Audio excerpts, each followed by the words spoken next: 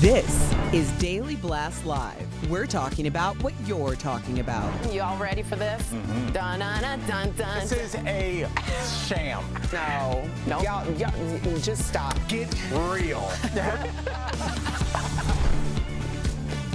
Welcome to DBL. So glad you guys are joining us. Good to see you too. How you doing? I'm doing well on this Monday morn.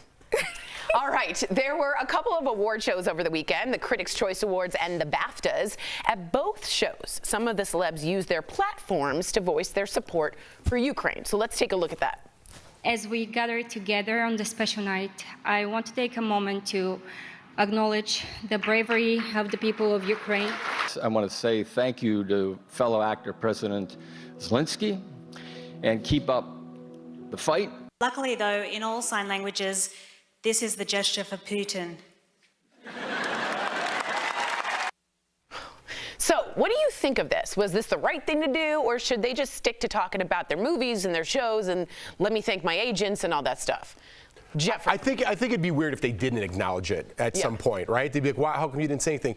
But again, that being said, I don't like how much they need to do. You're not cool because you stick up the middle finger. You know what I mean? Every award show we talked about Trump, and I don't want to get into the whole thing. You know what I mean? But I don't like it. It's called virtue signaling, okay? And if you're not familiar with that term, it's very prevalent on the internet, and that's what people do. And if you were writing a movie about an award show, you'd be like, "I'd like to thank all the pets in America." You know what I mean? You'd make a spoof about what they're actually doing, and I don't know if it carries any weight. It doesn't with me. Okay, so you're like, let's move through this. Let's get to it. Yeah. Move on. Yeah. All I right, think Liz? since we're all in agreement that the war is wrong, I think most Americans, I can say, maybe at the beginning of the show there could have been a blanket statement. We're sending love to Ukraine. And so that everybody's speech doesn't have 5 seconds of, we want to send love to Ukraine, because obviously you're not giving it the breadth and the depth to talk about it in detail. And then some celebrities, like we saw even before the award shows, like John Cena, is doing it the wrong way and promoting his new HBO show. That was bad. Right. So, and then there's people like, Cardi B who spoke about it, but it's kind of like, we just need to stop all this. And it's like,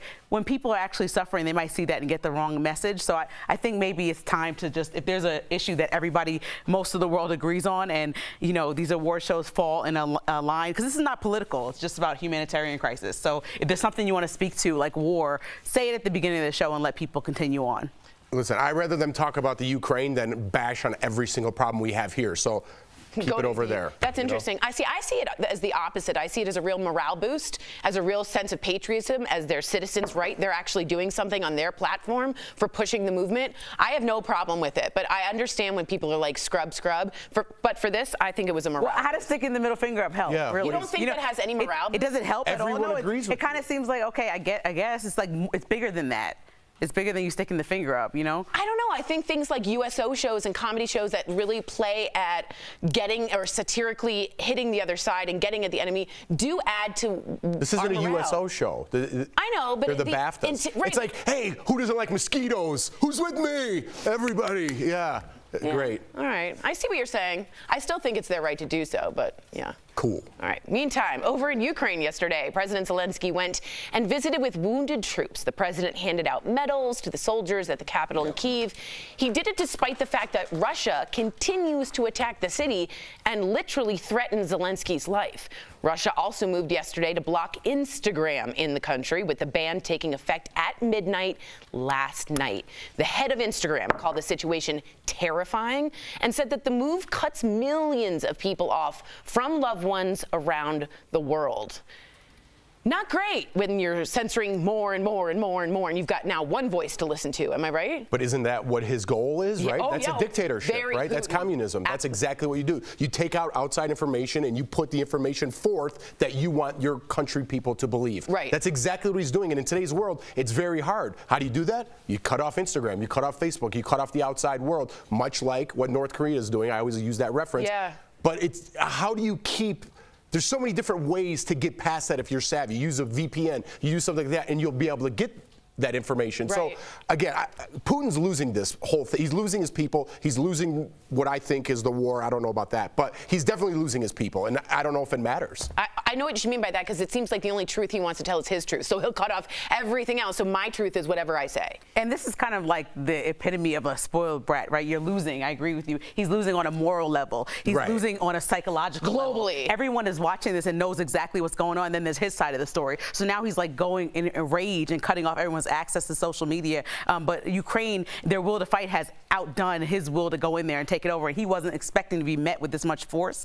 And so now he's kind of just like, this is like what somebody who does who is throwing a tantrum. Exactly, that's the word. It's like a David Goliath, and he just never thought there would be a chance, and he's just going down and down and down. But the question is, does he care? Does it even matter to him, or does he believe his own truths? Well, here's about the ego. I kind of want to get to this because it's about, to me, I think he does. His optics matter to him, and here's what I'll explain to you. One last little thing about the war in Ukraine. Tesla CEO Elon Musk has now challenged Russia's President Vladimir Putin to a fight. Like a fight over Ukraine, literally. Musk tweeted, quote, "I hereby challenge Vladimir Putin to single combat. The stakes are Ukraine." And the reason I said ego goes to this is like, these are the two most egotistical people on the planet being like, who's bigger? Like, what's going on? It's so man baby of both of them. And yet it's working, and he is global control. What do you think about this? If that's Elon just saying that. Putin's not saying he's going to engage in this. It's silliness. I don't even know if Elon's being for real about this. Right. But I think they both have a little bit of an ego. A little bit. A little bit. Putin rides around with no shirt on, riding a horse. So there's a little bit of an ego there, of course. But I mean, he's going to space as fast as he can. I mean, he's known to be. But I think they're both fighters. Like, I think they both like roll jujitsu. They know other sports of hand-to-hand combat. You're right. Yeah, I think they do. Let me tell you this. So on the side of Russia, Putin has reportedly is a judo master. We never know with Putin, and has a black belt. But Elon Musk occasionally lifts weights and works out with a personal trainer. Well, Elon Musk inserting himself in this is kind of just all over again, like the celebrities. You know, it's not really helpful to me. It's like, I guess it's funny and people are making jokes about it, but really, he's not going to fight him, obviously. Like, nobody. And it's like a joke to talk about who would win, but there are people that are dying by the second as we have this conversation. That's why it's so frustrating when we watch award shows and one line is said, or, you know, do you want to fight me is said, because really, what are we actually going to do? We're not having a plan that's actually really helping Ukraine. I mean, we're sending help over there, not in boots on the ground, but we're sending some kind of help in financial assistance, but watching these people die and fight their very best fight every single day, and then hearing Elon Musk insert himself in the story unnecessarily is just frustrating to me. It's just so narcissistic. It's so like bizarre. I do think that, and I don't know if you guys believe that keeping it in the award shows, like even a sentence, keeps it into pop culture, which trickles down to like the normal people's houses. And if we didn't talk about Ukraine like that, perhaps the masses of us in your water cooler days wouldn't be talking about Ukraine. Does that make sense? That it needs to be discussed in pop culture in order to get to the masses. Do you agree with that? No. Okay. Yeah. Just a hard no on that. I mean, some people are just saying it like while they have like 2 minutes to talk. That's why I said I think maybe a unified way that we're going to address this at award shows would be more effective than people going on there and just saying whatever. It's an effective platform, but I'm sure I'm going to be told I'm very, very wrong. Oh, I also heard this. Thank you, Dr. Smith, or Dr. Smith. I apologize. I heard Putin's black belt was rescinded after the Ukraine invasion. So apparently the black belt community took it back, which I also heard. You can't take it back. Oh, you can take it back. Just because you did something wrong? You took it back. Yeah, it's tight. Yeah, that seems like a real doctor, too. It's do don't instead of do. All right, coming up on DBL, you know him as the lovable butler on The Fresh Prince of Bel-Air. Joseph Marcel tells us what it was like meeting Will Smith for the very first time. And yup, Tom Brady is out of retirement, why he's heading back to the Buccaneers after only 40 days off the field.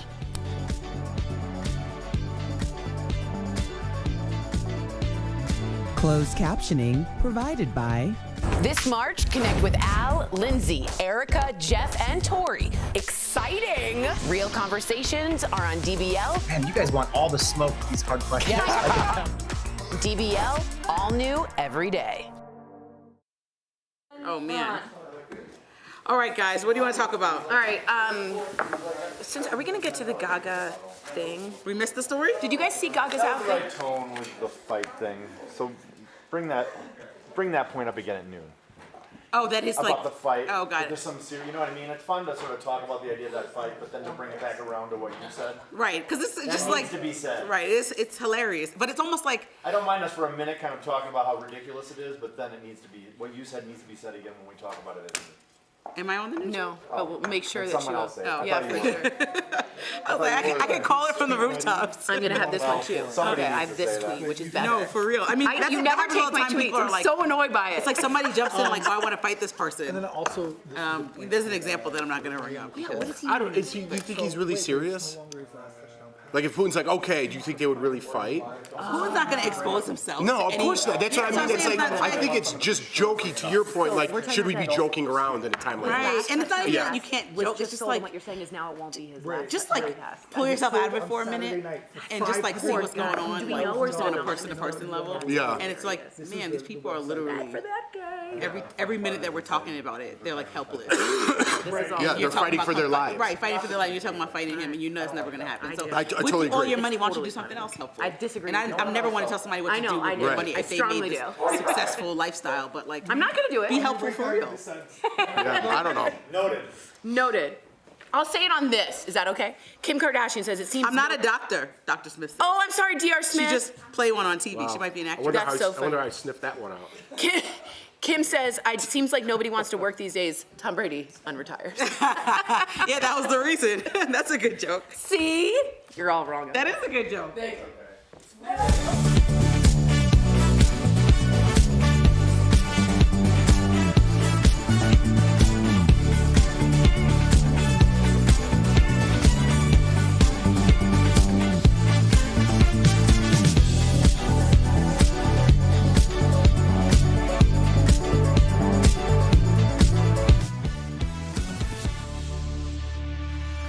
Welcome back. As I'm sure many of you have heard, after 40 days in retirement, like the Jews in the desert, Tom Brady is back. He made the announcement yesterday, tweeting, quote, "The past 2 months, I've realized my place is still on the field and not in the stands. That time will come, but it is not now." He finished the tweet saying, "Unfinished business." So, DBL Nation, what do you think of Tom's very brief retirement? Are you glad he's back, or should he have stayed retired? Go to dblvote.com to weigh in. I love Tom Brady. He went to Michigan, go blue. Our camera guy, Rob, hates him, so this is going to be a really good DBL vote. I do want to let you all know, Tom's last touchdown pass ever, the ball, sold for $518,000 on Saturday. messed up. And now it's not going to be his last messed up. touchdown ball. Sorry, dude. I feel like Tom Brady's in line with some of the greatest of all time. Like Michael Jordan did the same thing, and this is like a classic move on his behalf. Tiger Woods, but taking it to music, Jay-Z did it with the Black Album. He said, "I'm retiring," and came right back. And so people who have been like the top tier of their craft do this. And so maybe he's like, yeah, this is how I'm going to bow out gracefully. I can see him retiring like 2 or 3 more years, because that's what all of them did, right? I mean, he's older than me. I think about that, and I'm like, I played. So old. Yeah, but I think about like I played football a lifetime ago. I don't even remember like being on the field. Like I can't imagine that. This guy's still playing. He's the greatest, perhaps, of all time to play the game. So having him on another year to watch, or another 2, he got his blessing from his family. I think that's what he's looking forward to most. And this is the love of his life. It's his passion, right? And he's at the top of his game. It's not like he's declining. He almost made a couple plays away from the Super Bowl. So listen, I understand the love of the game, even though it was a lifetime ago. And if he wants to do it, his body says okay. He's at the top of his game. His family says okay. I say we enjoy it while we can. Don't you think that he should retire on top? Like you said, he was so close to the Super Bowl. What else should he do? If he starts going downhill this year, it's going to be like, man, you should have just retired. I think he should have retired when he won that last Super Bowl. Right. He proved what he needed to prove. He went to the Buccaneers, won. Then this year he almost made it back. But you have to understand, we don't understand greatness. We're average. We're average people up here. Excuse me. But what I'm saying is, like, that's all he knows. Like, it's always too late for a fighter to fight, right? Because they're getting too old. Tom, he's got a good line. He doesn't really get touched. I think if his family says okay, he's good to go. Speaking of his family, check out this tweet or meme that someone put out. Do we have that picture of that meme? Can we put it up? Do we have it? There we go. Tom Brady, I'm unretiring to spend less time with my family. A lot of people are saying that. Where's the drum roll? Well, it's a lot like, Giselle made it pretty clear that she's like, I can't wait for him to be done with this. And it's like, oh. You know what's funny? Our viewers say stay retired 70%. People are haters. They hate People Tom are Brady. such haters. When anyone is at the top of their game, let's knock them off their pedestal and make them feel terrible. All right, but let me say something. For all those anti-Patriots, anti-Brady fans anti-Brady people like Rob, they think he cheated. Get real with that. Get real with that cheat. Listen, and how big of a fan are you, right? I'm from Chicago. Chris is a Packers fan. Aaron Rodgers is one of the best quarterbacks of all time. I don't hate him because he's a Packer. He's one of the best ever. You got to give the guy props. Give Tom Brady props. And if you don't, you're a hater. That's exactly what's going on. You're at home and you're mad about your life and you're mad at Tom Brady because he's awesome. He's married a supermodel and he's 6'5" and he looks like a god. There you go. Oh, man. But the cheating thing is actually real. Are you talking about cheating in a relationship, but also cheating in the game? That's a real thing. There was like a 1 ounce taken air out of a ball. Get real, okay? I think it matters to some people. Excuse me, that's still cheating. No, Are you the one who skirts? If one of your kids skirts around the rules, you're going to be like, oh, you just cheated a little bit. Don't worry about it. You figure out a way to win. I didn't realize how much anger this brought in you. Let's go to the vote here to get away from that. Let's see. Stay retired, 71% of you. All haters, according to Jeffrey. Yeah. Haters. Go blue. Speaking of Tom Brady, it turns out he and Jane Fonda appear to be friends. The two are working on a new movie together about a group of female Patriot fans who are going to see him play in the Super Bowl. And Jane says Tom sent her a huge bouquet of orchids after she got shoulder replacement surgery recently. And he's a gentleman to boot. And he's going to Hollywood. What do you think about him going to Hollywood? Hollywood. I think he could do whatever he wants. He could be an announcer, he could be an actor, he could do whatever he wants, but he chose to stay in football. But this is the most we've talked about sports ever on this show. Are you excited? And I'm loving it. Yeah. I'm loving it. Let's get back to politics and show business.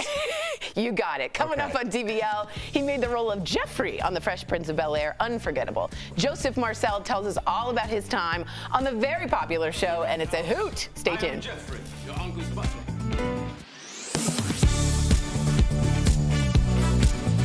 Recently, the United Nations has been accused of censoring its employees from saying certain things about the war in Ukraine. Viral posts on social media claim the UN in fact banned its staffers from saying the word war or even invasion. So, is that true? Are United Nations employees currently banned from publicly calling the war in Ukraine a war? Our sources, internal UN emails obtained by a reporter for the Irish Times and provided to verify, statements from a spokesperson for the UN, and tweets from the Secretary General and the Undersecretary for Political and Peacebuilding Affairs. The claims began appearing after Irish Times reporter Naomi O'Leary published a story about internal UN communications. One email sent by a regional office included guidance on language to use when speaking publicly. The email said to use, quote, conflict or military offensive and not war or invasion when referring to the situation in Ukraine. And a UN spokesperson did not deny that the emails O'Leary obtained were genuine. But he said that prohibiting the words was never official UN policy. He also pointed to a tweet posted by a UN undersecretary before O'Leary's article was published that used both the words war and invasion. The day after the article was published, a new email was sent to UN staff. This email read in part, quote, today's approved key messages now refer to war and/or invasion. That same day, the Secretary General himself posted a tweet that referred to, quote, the war in Ukraine. So, even though some staffers were previously told not to use certain words when describing Ukraine, we can verify, no, United Nations employees are not currently banned from publicly calling the war in Ukraine a war. With your Verify, I'm Casey Decker.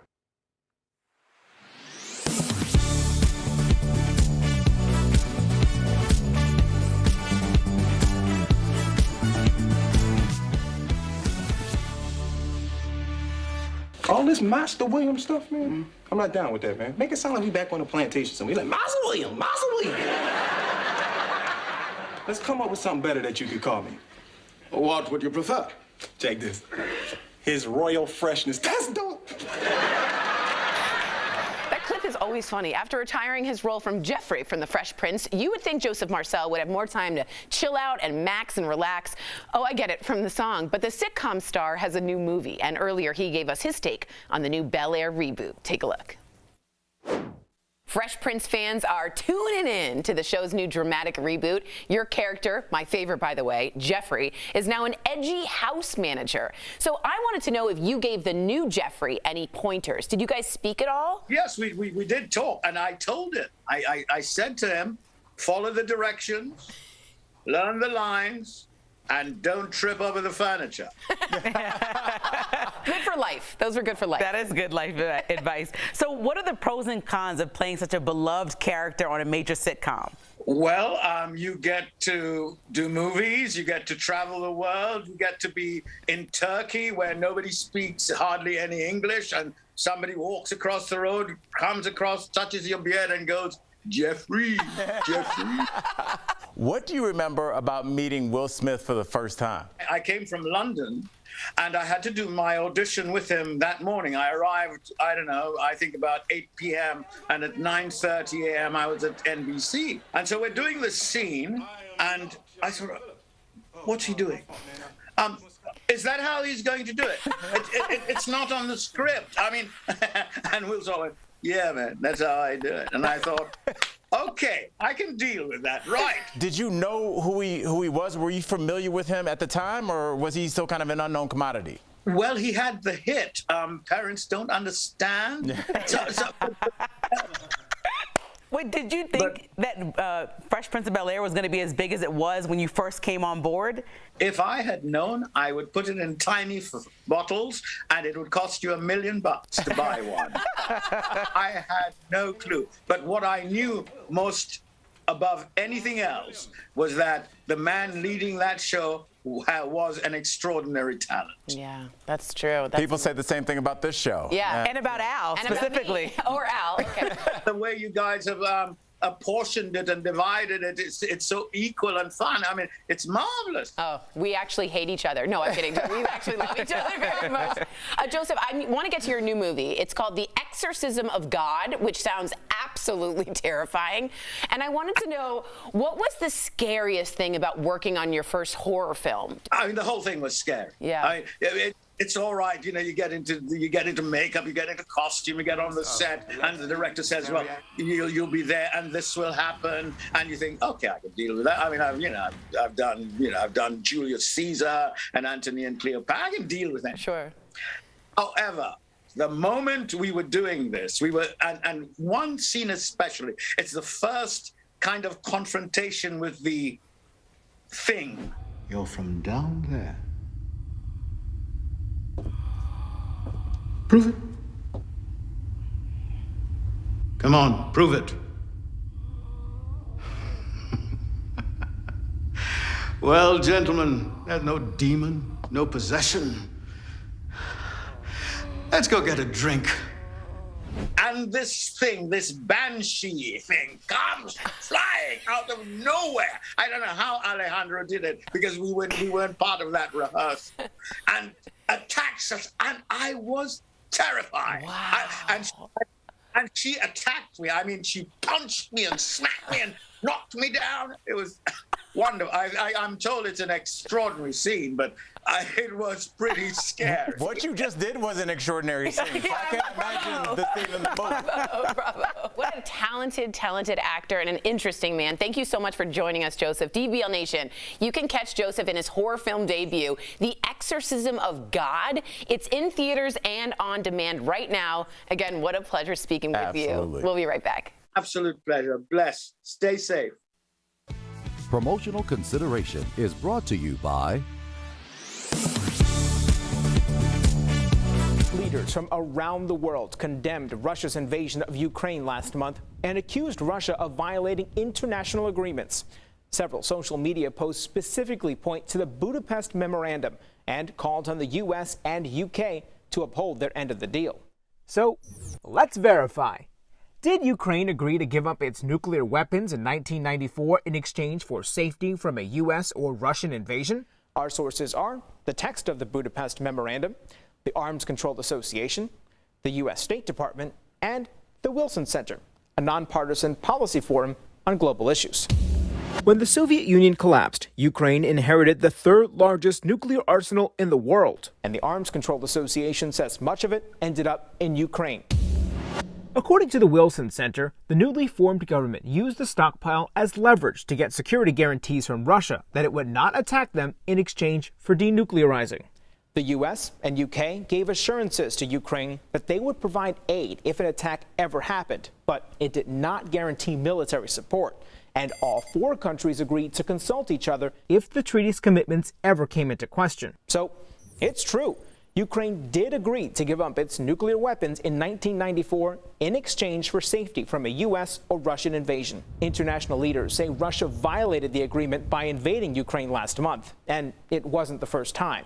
In 2014, Russia sent its military into Crimea and annexed it. When the other three countries tried to get Russia to meet about what happened under the terms of the memo, Russia didn't show up. Russia's foreign ministry argued it had a right to disregard the agreement because Ukrainian citizens had recently overthrown their former authoritarian president. 2 years later, Russia falsely claimed the agreement only required them not to use nuclear weapons on Ukraine. Russia has not discussed the memo after its most recent invasion of Ukraine. With your Verify, I'm Brandon Lewis. Since the very first COVID restrictions went into place 2 years ago, the traffic just hasn't been the same. And yet, we've seen a lot of claims like this, that pedestrian deaths are at a 30-year high. So let's verify, are pedestrian deaths the highest they've been in decades? We looked at the data tracked by the CDC and the National Highway Traffic and Safety Administration. The CDC looked at death records, while the NHTSA pulls from police crash reports, hospital medical reports, and other state records. Neither have released their 2021 data yet, so we're only able to report on 2020 pedestrian deaths in the years prior. So let's get to the numbers. Based on CDC data, there were 7,005 pedestrian deaths from a motor vehicle crash. That's the highest number they've recorded since 1988, when there were just over 7,200 pedestrian deaths. As for the NHTSA data, it says 2020 saw the highest number of pedestrian fatalities since 1989. By their count, 6,516, which made up 20% of all traffic fatalities. So even despite small differences in the official numbers, we can verify 2020 was the deadliest year for pedestrians in about 30 years nationally.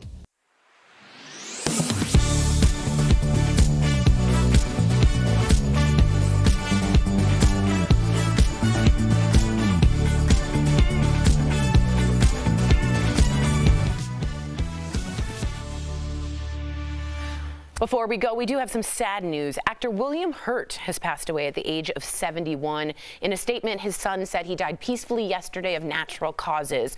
William had a string of popular movies in the 1980s. The Big Chill, I love The Body Heat with Kathleen Turner. He also earned an Oscar nomination for his role in Broadcast News. He scored another Oscar nod for playing Marlee Matlin's teacher and love interest in Children of a Lesser God. Now, he took home an Oscar in 1985 for his controversial role as a gay man imprisoned in Brazil in Kiss of the Spider Woman. Recently, he became known to a whole new generation as General Ross in a string of Marvel movies. May he rest in peace and may his family have grace. He was an excellent actor, went to Juilliard, studied with Robin Williams, Christopher Reeve, Mandy Patinkin, old school kind of actor, great guy. Yeah, and that long career that you see him in every movie, but you don't really know his name. Goals. I'm telling you, that's goals. That's hashtag goals, right? And he's got an Oscar to boot. Right. Yeah. May he rest. All right. DBL's new every day. We'll see you same time, same place tomorrow. We're so grateful you joined us today. Stay safe, y'all, and don't be a hater. Bye, guys.